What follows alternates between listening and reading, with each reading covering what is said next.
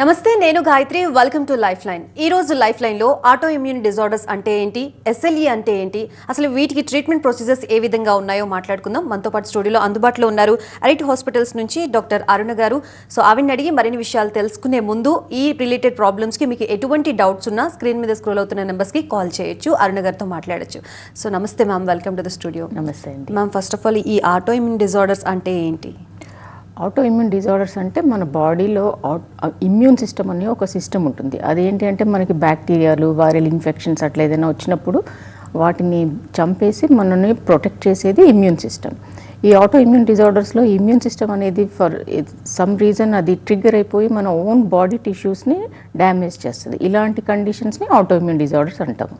So white cells importance కూడా ఇక్కడ చాలా ముఖ్యమని అంటారు. సో దాని గురించి ఏం చెప్తారు? సో వైట్ సెల్స్ అనేవి మెయిన్గా మనకి ఈ బ్యాక్టీరియా కానీ వైరస్ కానీ ఇవన్నిటిని అటాక్ చేసి చంపేసే ఫంక్షన్ వైట్ సెల్స్ అనమాట. సో మనకి వైట్ సెల్స్ ప్రాబ్లమ్స్ ఏదైనా ఉంటే మనకి ఇన్ఫెక్షన్స్ ఎక్కువగా వచ్చే అవకాశం ఉంటుంది. సో మీరు ఎక్కువగా కామన్గా చూసిన ఆటోఇమ్యూన్ డిజార్డర్ ఏంటండి? సో మేము కామన్గా యాజ్ ఎ రుమటాలజిస్ట్ మనం కామన్గా చూసేవి ఏంటి, rheumatoid arthritis, psoriatic arthritis, SLE, Sjogren's, scleroderma, myositis, vasculitis, ఇలా వేరియస్ రుమటలాజికల్ ప్రాబ్లమ్స్, వీటిని ఆటోఇమ్యూన్ కండిషన్స్ ఇవి కామన్గా చూస్తాము. ఇవి కాకుండా చాలా రకాల ఆటోఇమ్యూన్ డిజార్డర్స్ కూడా ఉంటాయి. ఇంకా అసలు ఈ ఎస్ఎల్ఈ అంటే ఏంటి, ఎవరిలో మనం ఎక్కువగా చూస్తూ ఉంటాం ఈ ప్రాబ్లమ్ని? ఎస్ఎల్ఈ అంటే సిస్టమిక్ లూపస్ ఎరిథెమటోసిస్ ఆర్ కొన్నిసార్లు లూపస్ అని కూడా అంటారు. సో ఇది కామన్గా మనకి ఏంటంటే ఆడవాళ్ళలో ఎక్కువ కనిపిస్తుంది. అది కూడా age group like say from around 20 years నుంచి 50 years వరకు కామన్గా కనిపిస్తుంది. దీనికి ఎందుకు వస్తుంది అనేది మనకి తెలీదు. సో ఒక మేల్ టు ఫీమేల్ రేషియో తీసుకుంటే 9 మంది ఆడవాళ్ళకి వస్తే ఒక మేల్ పేషెంట్కి లూపస్ వస్తుంది అనమాట. సో ఆడవాళ్ళల్లో ఎక్కువగా కనిపిస్తుంది. Maybe because of hormonal influenza, దేనివల్ల మనకి ఎగ్జాక్ట్గా తెలియదు, but women are more commonly affected అనమాట. అండ్ వీటి సిమ్టమ్స్ ఏ విధంగా కనిపిస్తూ ఉంటాయి? ఆడవాళ్ళలో ఈ ప్రాబ్లం ఉంది అని మనం ఎలా ఐడెంటిఫై చేయాలి? ఓకే, సో మనకి లూపస్ అనేది వెరీ మైల్డ్ డిసీజ్ నుంచి చాలా సివియర్ డిసీజ్ లాగా ఉండొచ్చు అనమాట. మైల్డ్ డిసీజ్ ఉన్న వాళ్ళకి ఏంటి అంటే ర్యాష్ రావడము, ఎస్పెషలీ మనం సన్లైట్లో వెళ్ళినప్పుడు ముఖం మీద ఇక్కడ ర్యాష్ రావడము, సన్ ఎక్స్పోజ్ ఏరియాస్లో ర్యాష్ రావడము, అలాగే కొంతమందికి ఎక్సెసివ్ హెయిర్ ఫాల్ అంటే జుట్టు ఊరికి ఎక్కువగా రాలిపోవడము, లేకపోతే నోట్లో అల్సర్స్ రావడము, ఈజీగా అలసిపోయినట్టుగా అనిపించడం, ఎక్కువ పని చేయకపోయినా కానీ బాగా అలసిపోయినట్టుగా అనిపించడము అనేవి కామన్గా కనిపిస్తాయి. ఇలా కాకుండా కొంతమందికి కొంచెం వేరే ఆర్గన్స్ కానీ లేకపోతే కొంచెం సివియర్ డిసీజ్ ఉన్నప్పుడు ఒకవేళ మనకి లంగ్ ఇన్వాల్వ్మెంట్ ఉందనుకోండి, అప్పుడు బ్రీదింగ్ డిఫికల్టీ రావడము, కాఫ్ రావడము, లేకపోతే కొన్నిసార్లు కాఫ్ చేసినప్పుడు దగ్గినప్పుడు బ్లడ్ రావడము స్ప్యూటంలో, ఒక్కొక్కసారి కొన్నిసార్లు హార్ట్ ఇన్వాల్వ్ అవ్వడం కూడా కనిపిస్తుంది.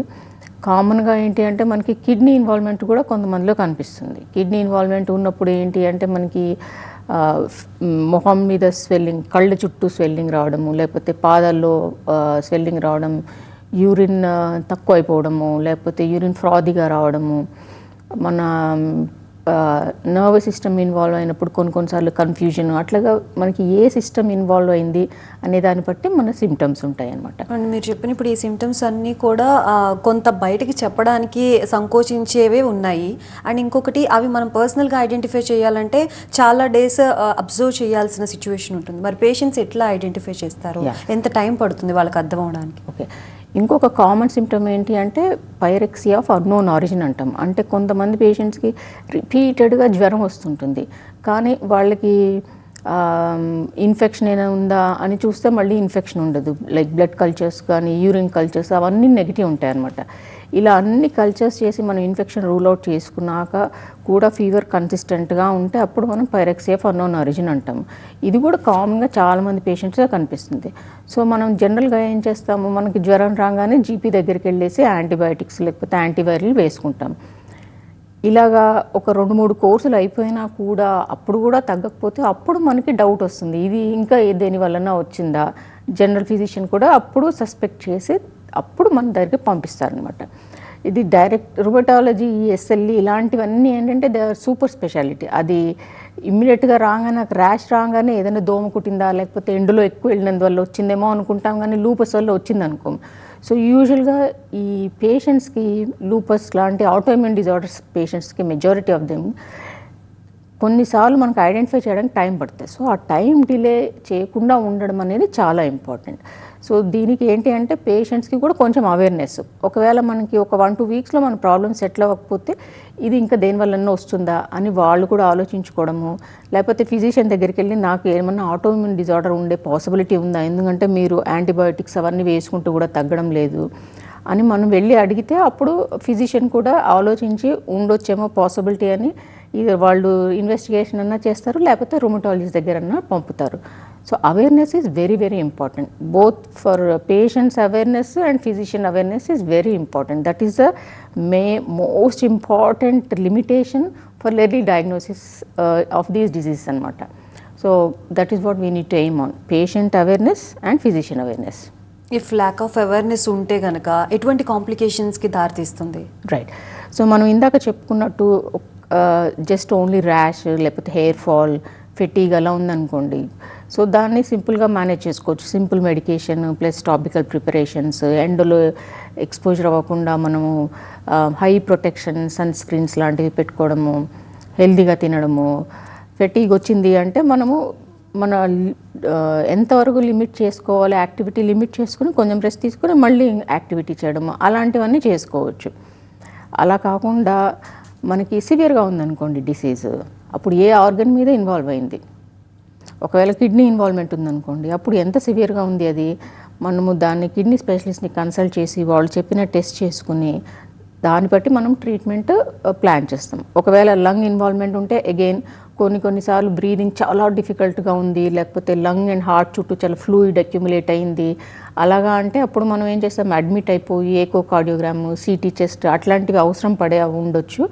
దాన్ని బట్టి ఎంత సివియర్గా ఉందనే దాన్ని బట్టి మనము ట్రీట్మెంట్ ప్లాన్ చేస్తాం అనమాట. సో ఇనీషియల్గా ఫస్ట్ ఆఫ్ ఆల్ ఏ ఆర్గాన్ మీద ఎక్కువగా ఎఫెక్ట్ చూపించే అవకాశం ఉంటుంది?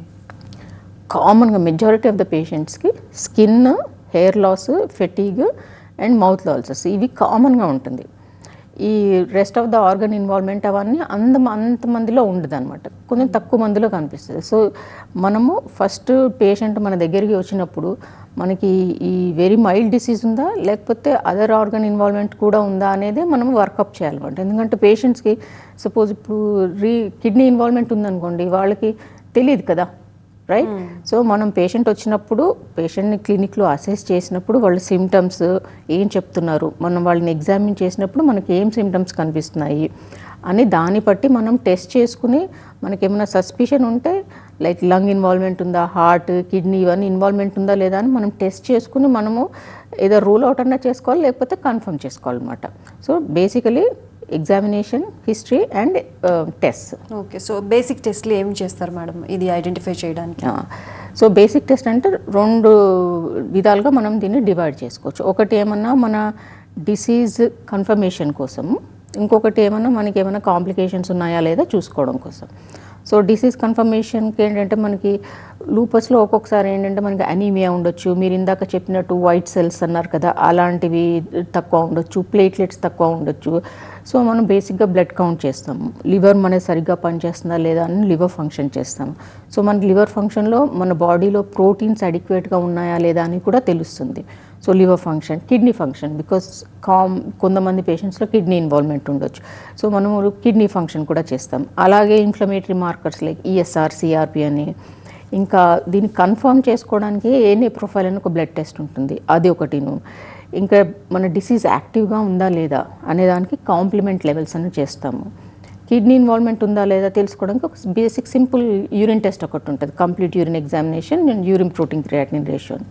ఇవి కామన్గా చేస్తాం. దీంతో పాటు మనకి ఇఫ్ పేషెంట్కి ఏమైనా కాఫ్ ఉంది అని వచ్చారనుకోండి, లేకపోతే దగ్గుతున్నప్పుడు బ్లడ్ వస్తుంది ఫ్యూటంలో అంటే మనకి లంగ్ ఇన్వాల్వ్మెంట్ ఉందేమో అని సస్పెక్ట్ చేసి మనము చెస్ట్ ఎక్స్రే కానీ అవసరమైతే సిటీ స్కాన్, లేదు కొన్నిసార్లు పేషెంట్ నాకు పాల్పిటేషన్స్ వస్తున్నాయి, గుండె ఫాస్ట్గా కుట్టుకుంటుంది అట్లాగే ఏమన్నా అంటే అప్పుడు ఈసీజీ అండ్ ఎకోకార్డియోగ్రామ్, ఎందుకంటే లూపస్ లంగ్స్, హార్ట్ కూడా ఎఫెక్ట్ చేయొచ్చు కాబట్టి అది చేస్తాము.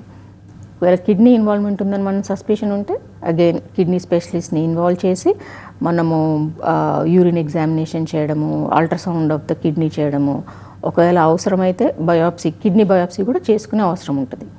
మనం ఇందాక చెప్పినట్టు కొంతమందికి న్యూరలాజికల్ సిమ్టమ్స్ కూడా ఉండొచ్చు. కొన్నిసార్లు యాంగ్జైటీ, డిప్రెషన్, సైకోసిస్ ఇవన్నీ కూడా కామన్గా ఉంటుంది. సో ఇలాగే మనం ఉంటే మనం డిపెండ్స్ ఏమి సిమ్టమ్ ఉంది అనే దాన్ని బట్టి మనం అకార్డింగ్లీ ఇన్వెస్టిగేట్ చేస్తాం. ఇది కాకుండా ఇంకొకటి ఇంపార్టెంట్ థింగ్ ఏంటి అంటే మనకి కొంతమంది పేషెంట్స్ ఈ పైరక్సియా ఆఫ్ అన్నోన్ ఆరిజిన్ అని వస్తారని చెప్పాను కదా, వీళ్ళు బయట బాగా యాంటీబయాటిక్స్ అవన్నీ వేసేసుకుని వచ్చేస్తారు. ఇలాంటప్పుడు ఈ మెడికేషన్ వల్ల కూడా కొన్ని abnormalities in the blood test ఉండొచ్చు. సో అది కూడా మనం చూసుకోవాలన్నమాట. ఇప్పుడున్న అబ్నార్మాలిటీ మనకి జబ్బు వల్ల వచ్చిందా లేకపోతే వాళ్ళు ఆల్రెడీ తీసుకున్న మెడికేషన్ వల్ల వచ్చిందా అనేది కూడా మనం డిస్టింగ్విష్ చేసుకోవాలి. ఇది కాకుండా cultures, blood cultures, urine cultures అట్లాంటివి కూడా చేస్తాము. దీంతోపాటు ఒక్కొక్కసారి మనకి స్కిన్ బయాప్సీ లేకపోతే లంగ్ బయాప్సీ, కిడ్నీ బయాప్సీ ఇవన్నీ కూడా చేసే అవసరం పడవచ్చు అనమాట. ఎందుకంటే ఇవన్నీ చేస్తే మనకి డిసీజ్ ఎంత సివియర్గా ఉంది అనేది మనకి తెలుస్తుంది అనమాట. బేస్డ్ ఆన్ ద సివియారిటీ మనము ఏం ట్రీట్మెంట్ చేయాలి, ఎప్పుడు ఏ మందు పెట్టాలి అనేది మనకి సివియారిటీ మీద డిపెండ్ అవుతుంది. మీ ఎస్ఎల్ఈలో ఫ్లేరప్స్ అంటే ఏంటి, వాటిని ఎట్లా తగ్గించాలి అసలు? ఓకే, సో ఫస్ట్ మనం పేషెంట్కి డయాగ్నోస్ చేసినాక ట్రీట్మెంట్ పెడతాం అనమాట. మనకి మెయిన్గా ట్రీట్మెంట్ కరెక్ట్గా తీసుకుని అంత అడ్వైస్ సరిగ్గా ఫాలో అవుతే ఫ్లేరప్ వచ్చే అవకాశం తక్కువ ఉంటుంది. సపోజ్ మనం ట్రీట్మెంట్ బాగా అయిపోయిందని ట్రీట్మెంట్ మానేసినా, లేకపోతే కొన్నిసార్లు స్ట్రెస్ వల్ల, లేకపోతే కొన్నిసార్లు మనకి ఏదైనా అదర్ ఇన్ఫెక్షన్స్ ఏదైనా వస్తే కూడా ఫ్లేరప్స్ ఎక్కువ వచ్చే అవకాశం ఉంటుందన్నమాట.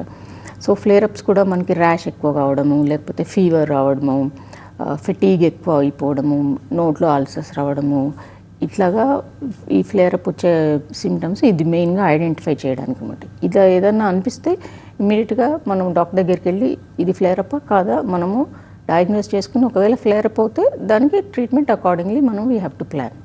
సో ఈ ఎస్ఎల్ఈ ట్రీట్మెంట్ ఏ విధంగా ఉంటుంది ప్రొసీజర్, అరెట్లో ఏ విధంగా ప్రొసీజర్ చేస్తారు? ఓకే, సో మనము ఎస్ఎల్ఈ డయాగ్నోస్ చేసేసినాక మనకి సివియారిటీ ఎంత ఉంది అనేది తెలుస్తుంది. దాన్ని బట్టి మనం ట్రీట్మెంట్ కూడా 2 విధాలుగా డివైడ్ చేస్తాం. ఒకటి ఏంటి అంటే ఇమ్మీడియట్గా మనం డిసీజ్ కంట్రోల్ పెట్టుకోవడానికి ఒక రకం ట్రీట్మెంట్, అండ్ దెన్ లాంగ్ టర్మ్లో మళ్ళీ డిసీజ్ ఎక్కువ కాకుండా ఉండడానికి ఇంకొక టైప్ ఆఫ్ ట్రీట్మెంట్స్ ఉంటుందన్నమాట. సో ఇమ్మీడియట్గా ఏం ట్రీట్మెంట్ ఎలా డిసైడ్ చేస్తామంటే, సపోజ్ ఎవరికైనా ఇప్పుడు సివియర్ లంగ్ ఇన్వాల్వ్మెంట్ ఉంది, వాళ్ళకి మనము కొంచెం నడిస్తేనే వాళ్ళ ఆక్సిజన్ లెవెల్స్ పడిపోతున్నాయి, లేకపోతే కిడ్నీలో చాలా ప్రోటీన్ లూజ్ అయిపోతుంది అంటే ఆ పేషెంట్స్కి అడ్మిషన్ చేసే అవకాశం ఎక్కువగా ఉంటుందన్నమాట. సో అలాంటి వాళ్ళకి అడ్మిషన్ అయిన పేషెంట్స్కి అంత సివియర్గా డిసీజ్ యాక్టివ్గా ఉన్న వాళ్ళకి ఏం చేస్తామంటే స్టెరాయిడ్స్ ఇస్తాము. ఎందుకు అంటే స్టెరాయిడ్స్ అనే మెడికేషన్ చాలామంది భయపడతారు స్టెరాయిడ్స్ తీసుకోవడానికి. బట్ మనకి ఇంపార్టెంట్ ఏంటి అంటే స్టెరాయిడ్స్ అనేది ఇమీడియట్గా వర్క్ చేస్తుంది. మనకి ఇంత సివియర్గా డిసీజ్ ఉన్నప్పుడు మనం డిసీజ్ని ఇమీడియట్గా కంట్రోల్ చేయకపోతే కాంప్లికేషన్స్ వచ్చే అవకాశం ఎక్కువ ఉంటుంది. సో మనము సివియర్ డిసీజ్ ఉంటే స్టెరాయిడ్స్ పెడతాము. అది స్టెరాయిడ్స్ త్రూ ద వెయిన్ అన్నా ఉండొచ్చు, లేకపోతే ఓరల్ ట్యాబ్లెట్స్ అన్నా ఉండొచ్చు. డోసు అలాంటివన్నీ కూడా మన డిసీజ్ ఎంత సివియర్గా ఉందనే దాన్ని బట్టి ఉంటుందన్నమాట. ప్లస్ మనకి ఈ లాంగ్ టర్మ్లో స్టెరాయిడ్స్ తీసుకోవడం మంచిది కాదు అని ఇందాక అనుకున్నాం కదా. సో లాంగ్ టర్మ్లో మళ్ళీ సిమ్టమ్స్ రాకుండా ఉండడానికి ఇమ్యునోసప్రెసివ్ మెడికేషన్ వాడతాం అనమాట, ఆర్ స్టెరాయిడ్ స్పేరింగ్ మెడికేషన్ అంటున్నాం. సో ఈ స్టెరాయిడ్ స్పేరింగ్ మెడికేషన్స్లో కూడా చాలా రకాల మందులు ఉంటాయి. సో మనకి ఓన్లీ స్కిన్ ఇన్వాల్వ్మెంట్ ఉందా, లేకపోతే ఓన్లీ హెయిర్ ఫాల్ ఒకటే ఉందా, హెయిర్లో ఒకటే చిన్న ప్యాచెస్ ఏమైనా ఉన్నాయా, లేకపోతే కిడ్నీ ఇన్వాల్వ్మెంట్ ఉందా, లంగ్ ఇన్వాల్వ్మెంట్ ఉందా. సో ఇలాగా ఏమి ఇన్వాల్వ్మెంట్ ఉందనే దాన్ని బట్టి కూడా మనం మెడికేషన్ డిసైడ్ చేస్తాం. కొన్నిసార్లు ఒక మెడికేషన్తో స్టార్ట్ చేయొచ్చు, దాంతో మనకి డిసీజ్ కంట్రోల్ కాకపోతే ఇంకొక మెడికేషన్ అలా కూడా యాడ్ చేయొచ్చు. కొన్నిసార్లు డిసీజ్ ఎక్స్ట్రీమ్లీ వెల్ ఉంటే దాని డోసు కూడా తక్కువ చేసే అవకాశం ఉంటుంది. సో బేసికల్లీ ట్రీట్మెంట్ స్టెరాయిడ్స్, అవసరమైతే స్టెరాయిడ్స్, లేదు అంటే steroid sparing agents, and the number of medications, type of medication అన్నీ కూడా మన డిసీజ్ సివియారిటీ బట్టి ఆధారపడి ఉంటుంది. అండ్ సమ్ టైమ్స్ ఇప్పుడు స్టెరాయిడ్స్ ఇవ్వాల్సిన సిచ్యువేషన్ ఉన్నప్పుడు ఆ పేషెంట్ బాడీ రిసీవింగ్ కెపాసిటీ తక్కువగా ఉంటే ఆల్టర్నేటివ్ ఏముంటుంది అటువంటి పేషెంట్స్కి? ఓకే, సో మనకి పేషెంట్కి రిసీవింగ్ కెపాసిటీ తక్కువ ఉండడం అనేది ఉండదు. ఓకే, సో స్టెరాయిడ్స్ ఎప్పుడు ఇస్తాము, చాలా సివియర్ డిసీజ్ ఉంది, we have to control it straight away. ఎందుకంటే వేరే మెడికేషన్ పనిచేయడం కొన్ని వారాలు పడుతుంది. సో అంత టైం మనకు ఉండదు కదా. అలాంటప్పుడు స్టెరాయిడ్స్ మనం ఆ రిస్క్ తీసుకుని పేషెంట్తో డిస్కస్ చేసి, ఫ్యామిలీతో డిస్కస్ చేసి మనకి ఇమ్మీడియట్ కంట్రోల్ కావాలి, లేకపోతే కాంప్లికేషన్స్ వచ్చే అవకాశం ఉంటుంది కాబట్టి అని మనం కేర్ఫుల్గా మానిటర్ చేసి మనము minimal dose to control the disease అనేది చూస్ చేసుకుని మనం స్టెరాయిడ్స్ పెడతాం. ఓకే. ఇంకొకటి ఏమి అంటే మనకు స్టెరాయిడ్స్ అలాంటివి పెట్టినప్పుడు వేరే parameters like blood sugar levels, BP అట్లాంటివన్నీ మానిటర్ చేసుకుని అకార్డింగ్లీ అడ్జస్ట్ చేసుకోవాలి. మ్యామ్, ఈ ఎస్ఎల్ఈ అనేది వంశపారపర్యంగా వచ్చే అవకాశం ఉంటుందా? ఓకే. సో ఎస్ఎల్ఈ అనేది కొన్ని ఫ్యామిలీస్లో ఉంటే మనకి వచ్చే అవకాశం ఎక్కువ ఉంటుందన్నమాట. ఓన్లీ మనకి జెనెటిక్ ప్రీడిస్పోజిషన్ ఉన్నందువల్ల అంత ఫ్యామిలీలో అందరికీ రాదు. Family predisposition along with various other factors, మనకి ఎగ్జాక్ట్లీ ఏం ట్రిగ్గర్ చేస్తుందో తెలియదు. కొన్నిసార్లు ఎన్విరాన్మెంటల్ పొల్యూటెంట్స్ కావచ్చు, లేకపోతే సర్టన్ టైప్స్ ఆఫ్ మెడికేషన్, లేకపోతే స్ట్రెస్, సమ్టైమ్స్ ఇన్ఫెక్షన్స్, ఇవన్నీ కలిపితే అప్పుడు ఎస్ఎల్ఈ వచ్చే అవకాశం ఉంటుంది. కొన్నిసార్లు కొంతమంది పేషెంట్స్కి కొన్ని రకాల మందులు లేకపోతే కొన్ని ఇన్ఫెక్షన్స్ అలా ఉన్నప్పుడు కూడా ఎస్ఎల్ఈ లాంటి సిమ్టమ్స్ వస్తుంది. Okay, but it is not SLE. So దాన్ని డ్రగ్ ఇండ్యూస్ లూపస్ అట్లాగా అంటాం అనమాట. అలాంటప్పుడు ఏం చేస్తామంటే ఏదైతే డ్రగ్ వల్ల మనకి ఈ సిమ్టమ్స్ కనిపిస్తున్నాయో దాన్ని ఆపేస్తే మనకి ఈ సిమ్టమ్స్ అన్నీ డిసపియర్ అయిపోతాయి అనమాట. అండ్ మీ ఎస్ఎల్ఈ ప్రాబ్లం అనేది మనం ఎక్కువగా లేడీస్లో చూస్తామన్నారు. 90% ఆఫ్ లేడీస్లో ఏది ఉంటుంది అని. ఎస్ఎల్ఈలో బాధపడే వాళ్ళు ప్రెగ్నెన్సీ టైంలో ఎటువంటి జాగ్రత్తలు తీసుకోవాలి? ఓకే, సో మనం ఇందాక చెప్పినట్టు ఆడవాళ్ళలో యంగ్ ఏజ్ గ్రూప్లో ఎక్కువగా వస్తుంది SLE. So pregnancy is a very important part of their life. So మనం దీన్ని ఏం చేయాలి అంటే, ఒక లేడీ మనం ప్రెగ్నెన్సీ ప్లాన్ చేస్తున్నామంటే దీన్ని ఒక గైనకాలజిస్ట్, రూమటాలజిస్ట్ కంబైన్డ్గా చూసుకుని పేషెంట్ ప్రెగ్నెన్సీ ప్లాన్ చేయకముందరే మనం డిసీజ్ యాక్టివ్గా ఉందా లేదా, ప్రెగ్నెన్సీ ఎప్పుడు కూడా డిసీజ్ అంతా ఎక్స్ట్రీమ్లీ వెల్ కంట్రోల్ ఉన్నప్పుడు ప్లాన్ చేసుకోమని మనం చెప్తామన్నమాట. అలాగే మనకి ప్రెగ్నెన్సీలో కాంప్లికేషన్స్ రాకుండా ఏమి మాడిఫికేషన్ చేసుకోవాలి, ఏ మందులు పెట్టుకోవాలి. ఎందుకంటే కొన్ని రకాల మందులు అన్బార్న్ చైల్డ్ మీద ఎఫెక్ట్ పడే అవకాశం ఉంటుంది. సో అలాంటి మెడిసిన్స్ ఏమైనా పేషెంట్ వేసుకుంటున్నారా, ఒకవేళ అలాంటి మెడికేషన్ వేసుకుంటే దాన్ని ఆపేసి ఒక 2-3 months వెయిట్ చేసినాక దెన్ అప్పుడు ప్రెగ్నెన్సీ ప్లాన్ చేసుకోమని చెప్తాం. ఇంకొక ఆస్పెక్ట్ ఏంటి అంటే, కొంతమంది పేషెంట్స్కి కొన్ని యాంటీబాడీస్ పాజిటివ్ ఉంటే అది పుట్టబోయే బేబీ హార్ట్ మీద ఎఫెక్ట్ పడే అవకాశం ఉంటుంది. సో అలాంటి యాంటీబాడీస్ ఏదన్నా ఉందంటే అప్పుడు మనము ఆ బేబీ హార్ట్ మానిటరింగ్ అవన్నీ చేసుకోవాలి. More frequent obstetric follow up is necessary అనమాట. ఇంకా another problem with lupus and pregnancy is that కొంతమంది పేషెంట్స్కి ప్రెగ్నెన్సీలో కాంప్లికేషన్స్ లైక్ కొన్ని రకాల బ్లడ్ టెస్ట్ పాజిటివ్ ఉంటే వీళ్ళకి రికరెంట్గా మిస్క్యారేజెస్ అయిపోవడము, లేకపోతే బ్లడ్ క్లాట్స్ రావడం అలా వచ్చే అవకాశం ఉంటుంది. సో ఇవన్నీ ఏదన్నా పాజిటివ్ ఉంటే మనం వాళ్ళ రిస్క్ ఏంది అని అసెస్ చేసి, ఒకవేళ హై రిస్క్ అనుకుంటే మెడికేషన్ పెడతామన్నమాట. బ్లడ్ థిన్నింగ్ మెడికేషనా లేకపోతే ఇంజెక్షన్సా ఏంటి అనేది మనము ఇవన్నీ అసెస్ చేసి అప్పుడు పెడతాము. ఇంకొకటి ఏమి అంటే, ప్రెగ్నెన్సీలో కూడా బ్లడ్ ప్రెషర్ ఎక్కువ అయిపోయి ఒకవేళ ఏమైనా స్మాల్ డోస్ ఆఫ్ స్టిరాయిడ్స్ ఉంటే ఏమైనా షుగర్ లెవెల్స్ ఏమైనా ఎక్కువ అవుతున్నాయి, ఇవన్నీ కేర్ఫుల్గా మానిటర్ చేసుకుని అప్పుడు కంబైన్డ్గా paediatric cardiologist assessment for the heart of the baby, ఇవన్నీ మల్టీ డిసిప్లినరీ అప్రోచ్ చేసుకుంటే మనకి కాంప్లికేషన్స్ వచ్చే అవకాశం తక్కువ ఉంటుంది. సో యాక్చువల్గా మీరు చెప్పిన దాని ప్రకారం చూస్తే ఎస్ఎల్ఈ ప్రాబ్లమ్ని ట్రీట్ చేయాలంటే కాంబినేషన్ ఆఫ్ డాక్టర్స్ ఇంపార్టెంట్ అని. Yes, absolutely, it is always a multidisciplinary team approach. Yeah. So SLE పై పేషెంట్స్ నుంచి మీరు ఎక్కువగా విన్న మిత్స్ ఏంటి? మిత్స్ ఏంటి అంటే, మనం మెడికేషన్ వేసుకుంటే బేబీ మీద ఎఫెక్ట్ పడుతుంది అని చాలామంది మానేస్తారు. అలా కాదు, కొన్ని మెడికేషన్స్ సేఫ్గా ప్రెగ్నెన్సీలో బ్రెస్ట్ ఫీడింగ్లో కూడా తీసుకోవచ్చు. That is one thing.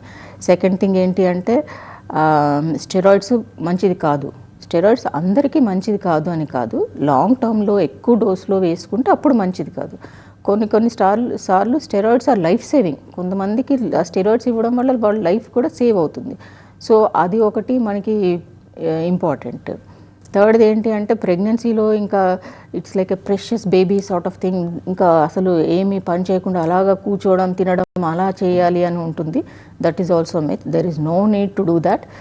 ఎంత యాక్టివ్గా ఉండి ఎంత హెల్తీ లైఫ్ స్టైల్ లీడ్ చేస్తే అంత కాంప్లికేషన్స్ వచ్చే అవకాశం తక్కువ ఉంటుంది.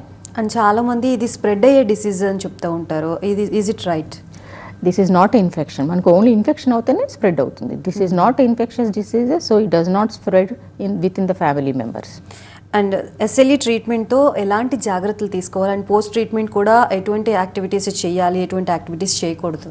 ఓకే, సో మనకి ఏంటంటే ఎస్ఎల్ఈ ఉన్న వాళ్ళకి, బికాజ్ వాళ్ళ ఇమ్యూన్ సిస్టమ్ సరిగ్గా పనిచేయడం లేదు కదా, సో వాళ్ళకి ఇన్ఫెక్షన్స్ వచ్చే అవకాశం ఎక్కువగా ఉంటుందన్నమాట. అలాగే వాళ్ళకి డిసీజ్ యాక్టివ్గా ఉన్నప్పుడు ఎనర్జీ లేకపోవడము, పని చేయాలనిపించకపోవడము, అలాంటివన్నీ కూడా ఉంటాయి. సో అవన్నీ మనం మానిటర్ చేసుకోవాలి. ఇంకొకటి మనకి ఎస్ఎల్ఈకి కంట్రోల్ చేయడానికి ఇచ్చే medication like steroids, other medications వల్ల కూడా ఇన్ఫెక్షన్స్ వచ్చే అవకాశం ఉంటుంది. సో మనము అవి ఇన్ఫెక్షన్ ప్రివెన్షన్ చేసుకోవాలి. ఒకటి ఏమంటే ఫ్లూ వ్యాక్సిన్, న్యూమోకోకల్ వ్యాక్సిన్, అవన్నీ as advised by the doctor you have to take. కొన్ని మెడికేషన్స్ వేసుకున్నప్పుడు మనము హర్పీస్ అనే కండిషన్ రావచ్చు కొంతమంది పేషెంట్స్కి. అదేమైనా రిస్క్ ఉందా లేదా అది మనం అసెస్ చేసుకుని అవసరమైతే దానికి కూడా వ్యాక్సిన్ వేసుకోవాలి. ఇంకొకటి ఏంటంటే healthy lifestyle. Basically that is the most important thing. Infections రాకుండా చూసుకోవడం అనేది most important thing. Thank you so much doctor గారు for being here and explaining about all these things. Once again thank you so much. Thank you very much. So చూసారు కదా, ఇది వాళ్ళ life line. రేపటి life లైన్లో మళ్ళీ కలుద్దాం. అప్పటి వరకు చూస్తూనే ఉండండి TV9.